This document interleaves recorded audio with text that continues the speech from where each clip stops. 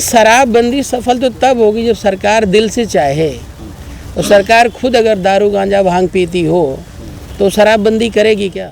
नीतीश कुमार जी ने दारू को बंद करवा दिया और मैं देख रहा हूँ कि दारू जो है वो होम डिलीवरी हो रही है। सरकार जो है वो अन्य प्रदेशों से कहीं ज़्यादा पिछड़ा है, कहीं ज़्यादा पिछड़ा है। गरीबी हुई, लोग बिहार में रहना नहीं। हमारे लिए समाज है, हमारा जो देश और समाज की जो आम जनता वो हमारे लिए बड़े नेता, हम उनकी पूजा करते हैं, उनको मानते हैं। पिछले 5 से 7 दिनों से मैं आपके पटना में हूँ और कई सारे ग्रामीण क्षेत्रों का भी भ्रमण किया हमने।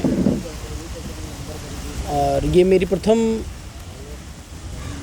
पटना इट मीन्स बिहार यात्रा थी, मीन्स आगमन था और काफ़ी कुछ देखना समझना चाह रहा था और उन चीज़ों को हमने जाना समझा। और बस अभी आज ही शाम को निकलने वाले हैं दिल्ली, तो हमने कहा आप सभी लोगों से रूबरू हो लें और जो चीज़ें हमने गेन किया है और देखा है वो चीज़ आप लोगों को शेयर कर दें, ताकि जो बिहार की आम आवाम है वो जिस तरीके से परेशान है वो उस वास्तविकता से भी रूबरू हो पाए। अपने व्यक्तिगत जीवन से तो परेशान है ही है, लेकिन जो सामाजिक सभी समस्याएं हैं उनसे भी वो रूबरू हो पाए। तो अगर हम कहें यहाँ पे देखें तो बिहार जो है वो अन्य प्रदेशों से कहीं ज़्यादा पिछड़ा है, कहीं ज़्यादा पिछड़ा है। गरीबी हुई, लोग बिहार में रहना नहीं चाहते जो यहाँ के स्थानीय लोग हैं। इंडस्ट्रियलाइजेशन नहीं है, रोज़गार नहीं है, लोग अपना रोज़गार चलाने के लिए बाहर भाग रहे हैं। भ्रष्टाचार चरम पर है। नीतीश कुमार जी ने दारू को बंद करवा दिया और मैं देख रहा हूँ कि दारू जो है वो होम डिलीवरी हो रही है। सर एक सवाल बीच में रोकूंगा जी। 4 दिन में ही आप देख लिए होम डिलीवरी हो रहा है बिहार में शराब। हाँ सर्वे हम आप देखो, हम व्यक्तिगत तौर पे तो हम टार्च लेकर नहीं घूम रहे हैं, लेकिन जिन लोगों से मिले देखे इंटरनली, अब हमेशा तो आप लोग हमारे साथ हैं नहीं कि हम सारी चीज़ें दिखाएं लाइव, लेकिन हम लोग ज़मीनी लेवल पर इस चीज़ का सर्वे की और पाया कि वास्तव में होम डिलीवरी हो रही है। तो क्या लगता है कि बिहार में शराबबंदी सफल नहीं है, इसे खुलवा देना चाहिए? नहीं, शराबबंदी सफल तो तब होगी जब सरकार दिल से चाहे। और सरकार खुद अगर दारू गांजा भांग पीती हो तो शराबबंदी करेगी क्या? यानी सरकार ही पीछे से शराब बेचवा रही है। बिल्कुल बिचवा रही है, वो तो बस दिखाने का एक स्टंट होता है जनता के बीच में कि हमने शराब को बंद करवा दिया। और मैं तो कहता हूँ कि मेरे को छोड़ करके, मैं तो भाई कुछ नहीं पीता खाता हूँ और मोस्टली जितने नेताओं से अभी तक मिला हूँ सब खाने पीने वाले होते हैं। अगर वो बंद करवा देंगे तो बेचारे कहाँ रहेंगे? तो देश के लिए खतरा नेता ही बने हुए हैं और जब नेता एक पिता की तरह व्यवहार नहीं करेगा तो देश और समाज कभी भी सुरक्षित नहीं हो सकता है। किसी बड़े नेताओं से बातचीत आपकी हुई पार्टी को लेकर या? नहीं, बड़े नेता तो हमारे लिए समाज है। हमारा जो देश और समाज की जो आम जनता वो हमारे लिए बड़े नेता, हम उनकी पूजा करते हैं, उनको मानते हैं। और रही बात जो बड़े बड़े नेता हैं वो उनके अंदर कुछ ऐसा हमें दिखता ही नहीं है कि हम उनको अपना आदर्श माने या फॉलो करें। नीतीश कुमार के लिए जगह थी, हम सोचा करते थे कि बहुत अच्छे हैं, सम्राट चंद्रगुप्त अशोक के लिए भी थोड़ा बहुत फेथ रखते हैं, लेकिन जो स्थिति यहाँ पर हमने देखा, मुझे लग रहा है सिर्फ टाइम पास चल रहा है। परिवारवाद, व्यक्तिवाद की जो राजनीति है वो हावी है, लेकिन रिजल्ट कुछ भी नहीं है। और मुझे लगता है कि बिहार को सबसे ज़्यादा ज़रूरत है बदलने को। यूपी वगैरह में तो काफ़ी कुछ चल रहा है, भ्रष्टाचार भी है तो वो भी विकास की गति पर है और समाज मतलब क्षेत्र भी विकास की गति पर है, वो पैरेलल में चल रहा है, लेकिन यहाँ पर जो है वो काफ़ी मतलब पीछे है। तो 24 में कैसे रणनीति बनाएंगे और किस किन मुद्दों पर चुनाव लड़ेंगे और कितने सीटों पर लड़ेंगे? मुद्दे ही मुद्दे हैं यहाँ पर, और किन किन मुद्दों की बात करें तो अभी हम दोबारा प्रेस कॉन्फ्रेंस करेंगे, उन चीज़ों की घोषणा करेंगे। अभी हम लोगों ने अपना मैनिफेस्टो जारी नहीं किया है, उसके लिए समय थोड़ा सा चाहिए, लेकिन प्लानिंग हमारी इंटरनली बन रही है कि बिहार में हम 2024 में ज़्यादा से ज़्यादा सीटों पर, प्रयास है कि पूरी सीटों पर हम लोग अपने कैंडिडेट उतारें। लालू नीतीश को कैसे टक्कर दीजिएगा? लालू नीतीश से हमारा कौन सा टक्कर है? वो परिवारवाद में लिप्त हैं, व्यक्तिवाद की राजनीति कर रहे हैं, हम समाज की नीति कर रहे हैं, समाज और देश को आगे बढ़ाने की बात कर रहे हैं। मुलाकात हुई थी दोनों। भारतीय राष्ट्रीय पार्टी जो है वो भारत के हर नागरिक को राजनीतिक अधिकार सुरक्षित करती है। जैसे आपने देखा होगा कि कोई बच्चा IAS PCS बनना चाहता है तो सीधे तैयारी में लग जाता है, लेकिन अगर कोई नेता बनना चाहता है तो उसके लिए दरवाजे बंद हैं। हम लोगों ने सारे दरवाजे खोल दिए। ये पार्टी किसी एक व्यक्ति विशेष की नहीं है। जो पार्टी में आता है, पार्टी के लिए काम करता, पार्टी उसी की है। उनसे हमारा कोई टक्कर ही नहीं है। उनसे कौन सी, हम जनता को समझा ले जाएं।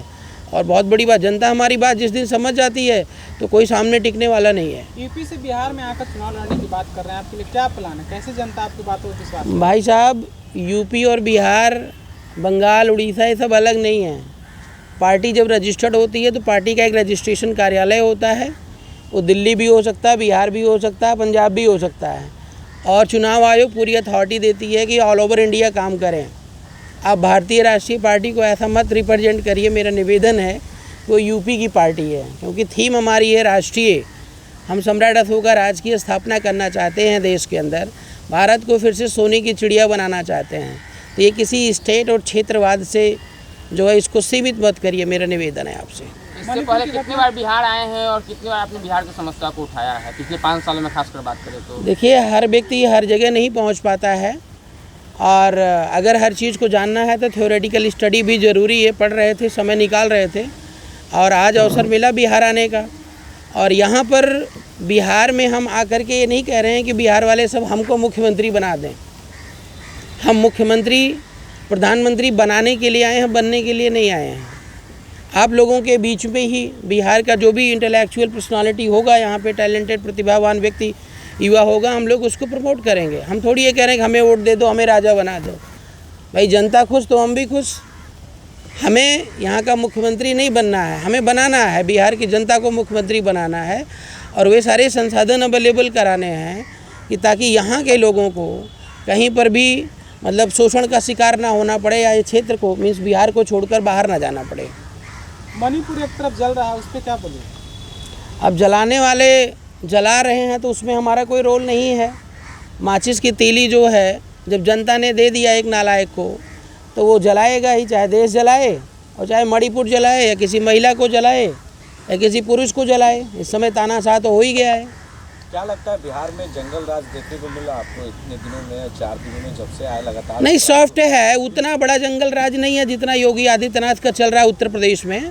उतना नहीं, कंपैरेटिवली यहाँ पे वो बीजेपी तो कह रही है कि जंगल राज है। नहीं, बीजेपी को तो क्या, वो तो जो है कुछ भी बोल देगी। वो तो सूरज को चंद्रमा, चंद्रमा को सूरज, और चींटी को हाथी, हाथी को चींटी, कुछ भी बोल देगी। उसका तो कोई अस्तित्व तो नहीं है, उसका तो कोई फाउंडेशन ही नहीं है। दिन भर प्रधानमंत्री, अभी 2-3 दिन पहले की न्यूज़ है, कोई बोला कि यहीं झारखंड में कोई एम्स खुल गया है, दरभंगा में एम्स खुल गया। सारे आपके मीट जैसे बंधु भाई घूम घूम करके वो एम्स ढूंढ रहे हैं, कहीं है ही। नरेंद्र मोदी ने घोषणा कर दी।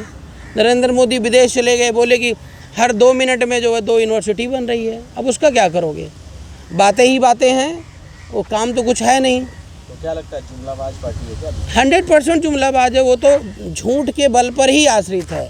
उनका कोई भी फार्मूला, कोई भी फंडा सब झूठ पर आधारित है, और जनता भी कहीं ना कहीं गुमराह हो जाती है दिखावे में। आपका क्या आगे का प्लान है?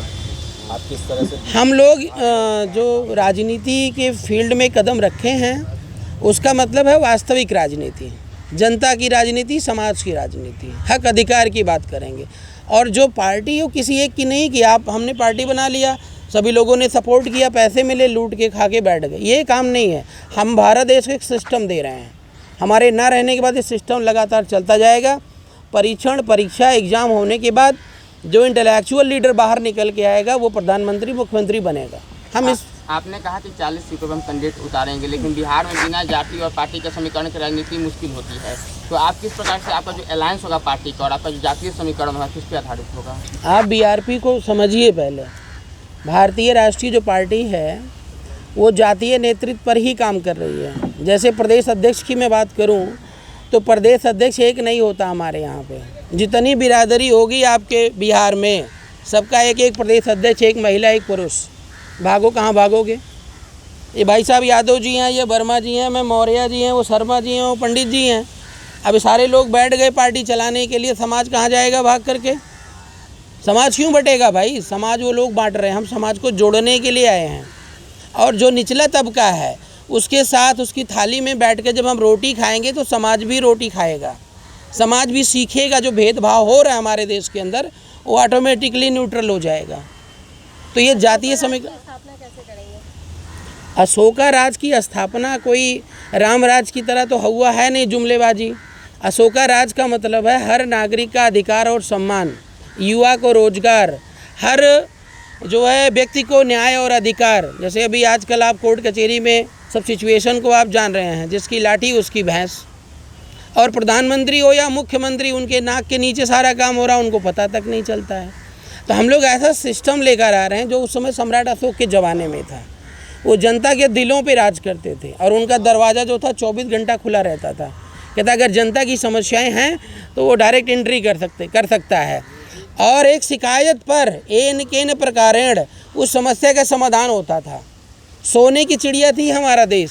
विश्व में जितना सोना होता था उस सोने का आधा सोना हमारे पास था। लोग गाना गाते हैं, सोने की थाली में जो ना परोसो, उस समय गाया करते थे। आज भी जब भी हम बाहर जाते हैं तो कहते हैं विश्व गुरु भारत हुआ करता था, वहाँ की धरती से आए हैं। भगवान बुद्ध की कर्मस्थली यही है।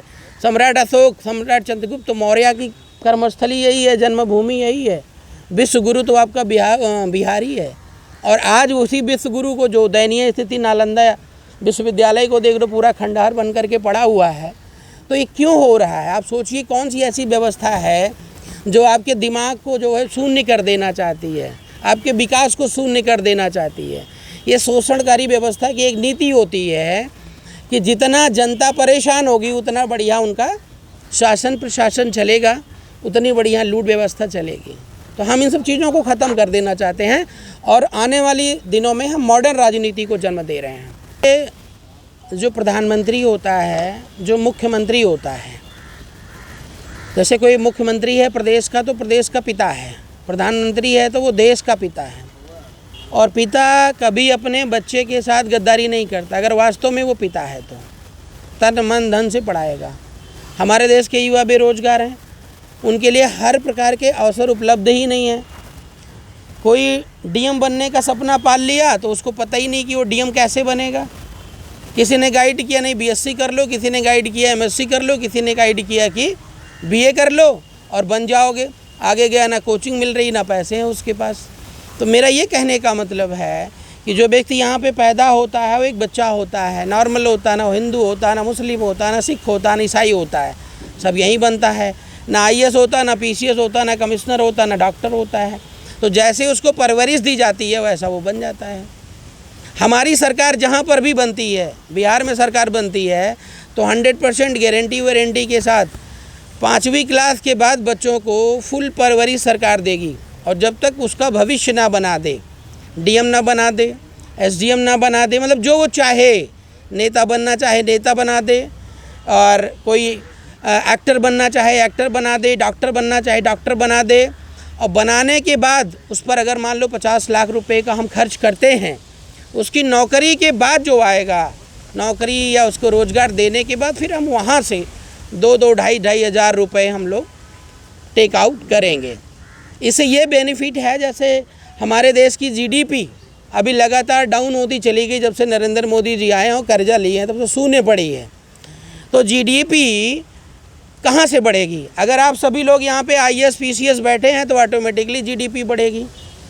हमारे देश का हर नागरिक पढ़ा लिखा है, हर नागरिक स्वस्थ है, हर नागरिक जो है इंटेलेक्चुअल है, तो जीडीपी ऑटोमेटिकली बढ़ेगा। पैसे उसके पास है, वो कमा के ला रहा है। और क्या है देश? मुझे बताइए, भारत माता कहाँ से बनती हैं? भारत माता हमारे और आपसे ही तो बनती हैं। तो एजुकेशन पॉलिसी के लिए तो टेंशन लेने की ज़रूरत नहीं। पूरी हॉस्टल व्यवस्था हम लोग मेंटेन करेंगे और हर बच्चे को पढ़ाने की जिम्मेदारी ये हमारी होगी बीआरपी सरकार की। पेरेंट्स की जिम्मेदारी पर, पेरेंट्स के ऊपर बच्चों को नहीं छोड़ेंगे। पेरेंट्स फ्री रहें, अपना बिजनेस व्यापार करें।